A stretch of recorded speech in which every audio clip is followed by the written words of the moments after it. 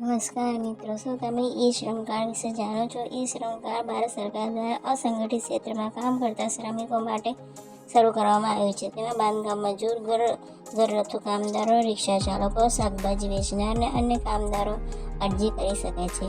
આ કાર્ડથી સરકાર શ્રમિક ડેટાબેઝ નોંધણી થાય છે અને પાत्रતા મુજબ શ્રમિક કલ્યાણ યોજનામાં લાભ મેળવવા માટે મદદ મળે છે. કેટલીક યોજનાઓમાં અકસ્માત વીમા જેવા લાભ પણ ઉપલબ્ધ હોય છે. માત્ર ઈ શ્રમ કાર્ડ બનાવવાથી દર મહિને પૈસા મળતા નથી. આ દાવા ખોટા હોય છે.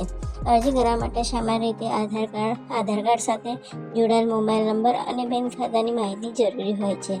અરજી કરવા માટે ઈ શ્રમ કાર્ડ પોર્ટલ પર જરૂરી માહિતી મેળવી દસ્તાવેજ ડાઉનલોડ કરી નોંધણી પૂર્ણ થયા પછી તમે ઈ શ્રમ કાર્ડ ડાઉનલોડ કરી શકો છો. આવી જ માહિતી મેળવવા માટે મારી ચેનલને લાઈક કરો, સબસ્ક્રાઈબ કરો. ધન્યવાદ.